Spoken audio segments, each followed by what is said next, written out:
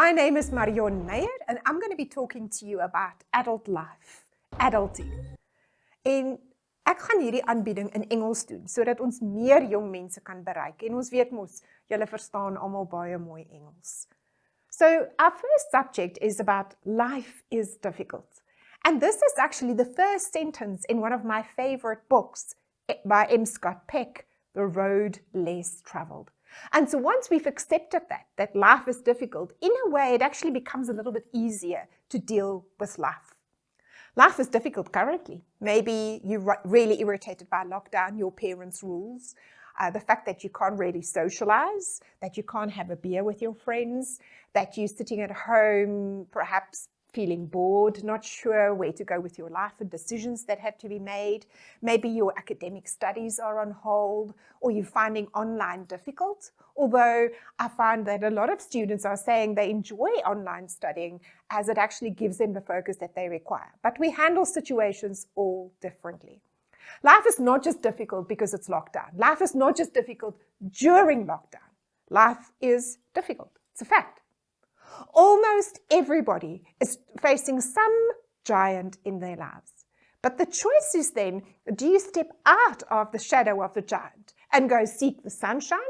Or do you allow this giant's shadow to cast shadows over your happiness, over who you are, over who you want to become? Or do you learn the skills to actually step out of that giant shadow and bask in the sunshine again? And it's not easy. And being in the shade is sometimes important for our personal growth. So what is stressing you out? What is it that you're finding difficult at the moment? Is it perhaps academic stress, financial difficulties? Perhaps your parents are concerned and this is also having an effect on you. Unemployment. Maybe you're looking for a job, you don't know how to find a job, you've been unsuccessful, you've applied many places, you are well qualified, just cannot find that first place to gain that valuable experience that every employer seeks.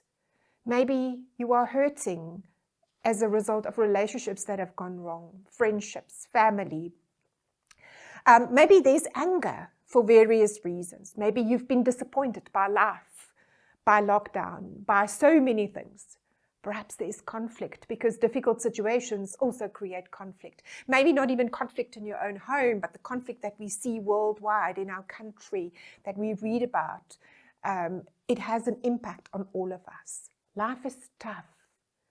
What is important is that we make the time to reflect and clear our head of the rubbish that litter our thoughts.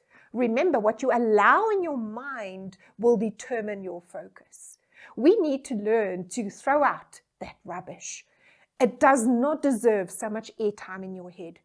Long gone relationships, things that have happened. So part of cleansing your soul is also forgiveness. Forgiving yourself, perhaps for having made some stupid decisions, perhaps for time lost or people who've done you injustice. But once we move on with that, once we learn that mental clutter prevents us from seeing the bigger picture, we can start putting our own lives in context. Because this lockdown time is also a fabulous time to do some introspection and not just binge watch your favorite series, but actually make a decision of where it is you would like to go.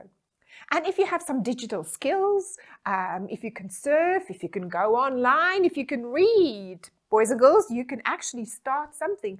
I know of a lot of youngsters who are making a lot of money currently by doing English tutoring or maths tutoring online. And just getting started, just advertising your services. It starts with your first customer and then your second customer, which will give you the confidence to perhaps just feel purpose again, to feel that somebody needs you.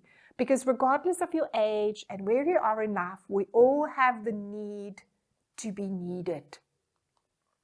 Now, without sounding pessimistic, that same M. Scott Peck says life is a series of problems that needs to be resolved. Ask your parents. It comes in threes. When something is broken at home, I bet you something else breaks and something else breaks. And then it's easy to actually get into a negative mindset and say, and just think, what is happening here? Everything is going wrong. But The solving of a problem gives you a sense of accomplishment. The reaching of an agreement, the reaching of one of your goals, whether it is a running goal, an academic goal, or whatever it is, actually give you courage and purpose for solving the next problem, which will come your way. So the philosophy here is that problems is not punishment. Problems is a fact of life. And life being difficult means is that you gear yourself up to make sure that you can solve the next problem, whether it's big or small.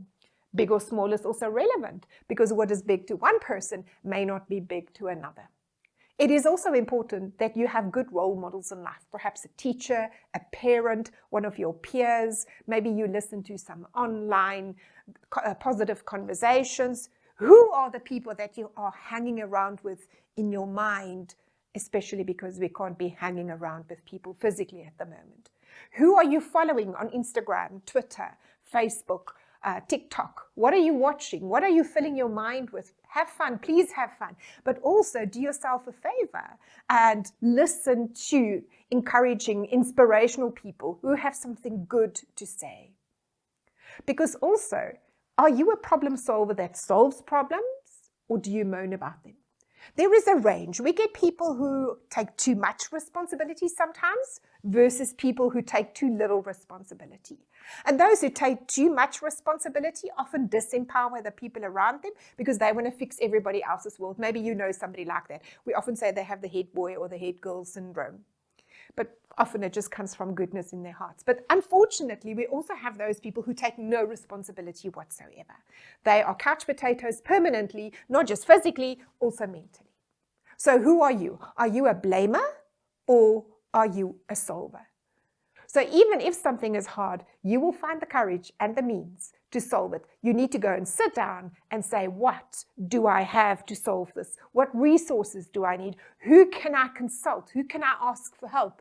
Because guess what?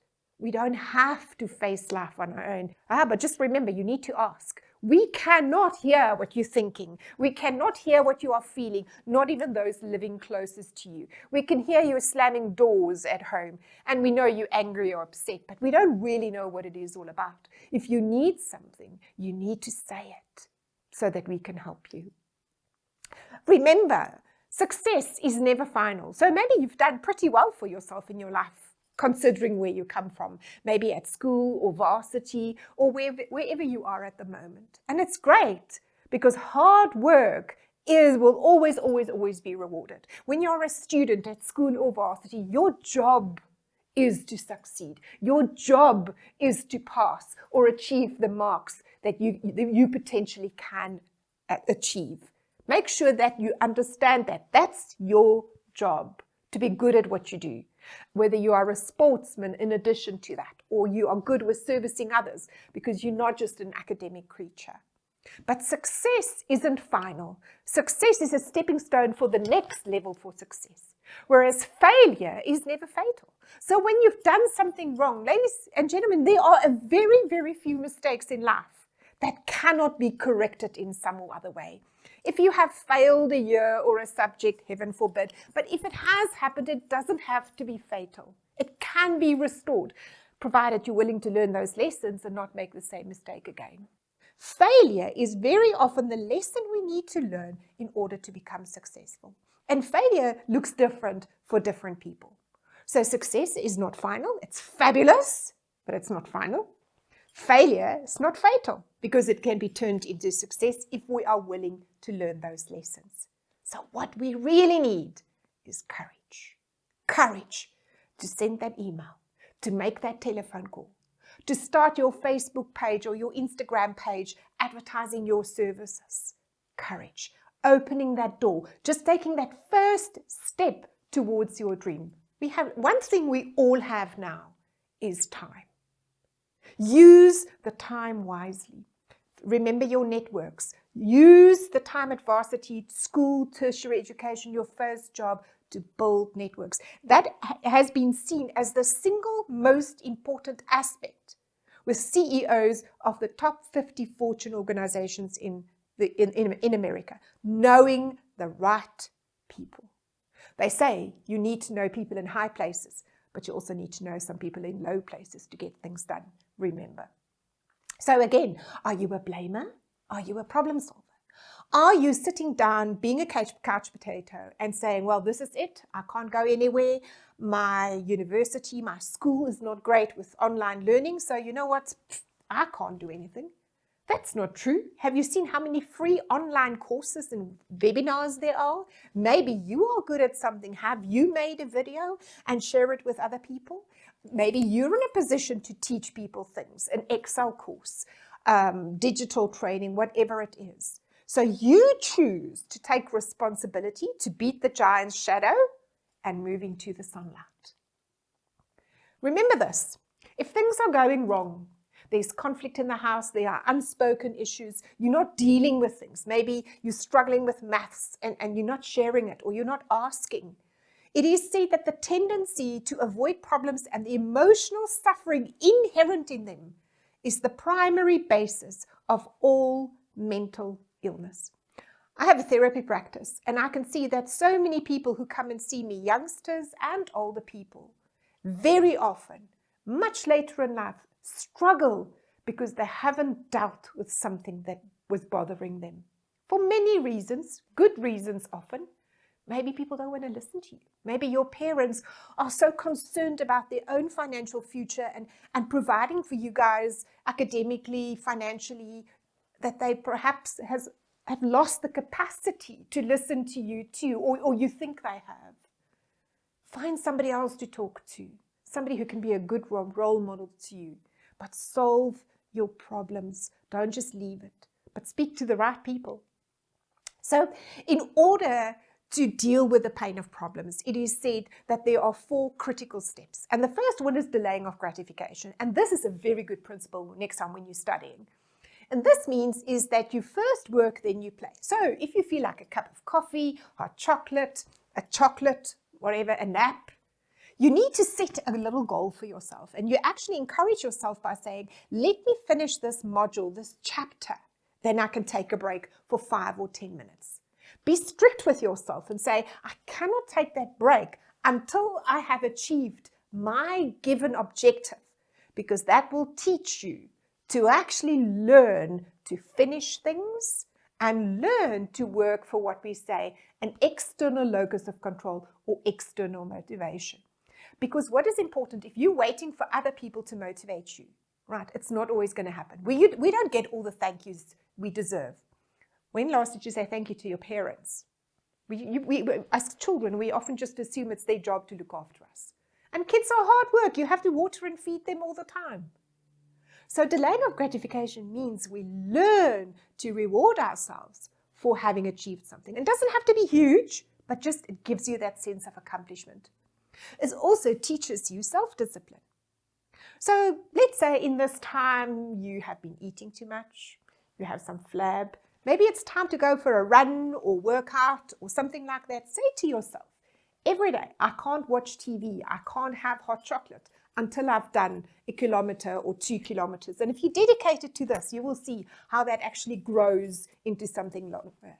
I'm a runner, and it's so addictive to see how you can actually run further each day. And you follow it on Strava, and you get kudos from other people, and that's what gratification is. Gratification is a little bit of an applause because it encourages us.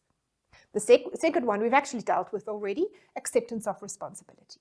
You are responsible for you, not your parents. You are responsible for you. Your parents, your teachers, the government, God can only create an environment for you where you have to apply your own skills, your own common sense, which we all know is not that common, to actually become successful. Are you taking that responsibility? Dedication to truth means we all know what it is to work in a country. Perhaps your parents have moaned about the tax they have to pay to government and then they corrupt. Dedication to truth is more than just being ethical with money. Dedication to truth, first of all, means being honest with yourself. What is it that you really want to do? Are you studying the right discipline? Is this what you're studying? Is that really what you want to do? Those of you still thinking about studies, we don't need a country full of CAs and lawyers and doctors. We need artisans. We need electricians. We need people who know about technology. Plumbers make more money than lawyers. Be truthful to yourself. What are you good at? And make sure that you are also truthful to the people around you. Express yourself. It's such hard work to have to hide little white lies. And then balancing. A balancing act between alone time and social time. It's okay to spend time in your room, but it's a bit scary to have kids who just hide in their rooms. As a parent, you wonder what's going on there. Balancing between exercise and eating.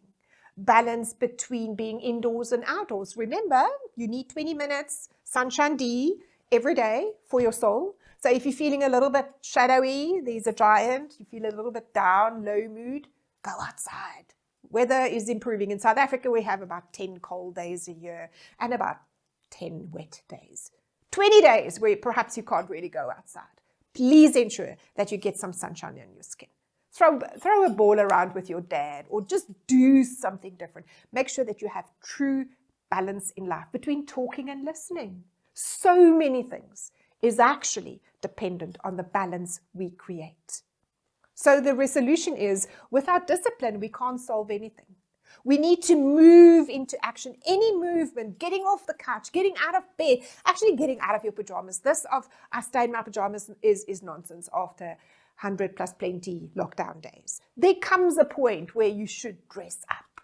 Because if you dress up, it means you're creating a purpose for yourself today. And if you can't find your own purpose, be purpose to someone else. Remember that all decisions eventually have to be made. You can procrastinate, but all decisions eventually have to be made. Because life may continue to be difficult for a while, but at least you're doing something about that. And then lastly, we need to remember that patience is not the ability to wait. Waiting is a fact of life. Home affairs, lockdown, waiting for your marks to come out. Patience is the ability to wait with a good attitude. Because in this video where we're saying life is difficult, the most important life hack is to know that things will happen in good time. Maybe not our time, but in good time things will happen. In the meantime, use your waiting time patiently. Thank you.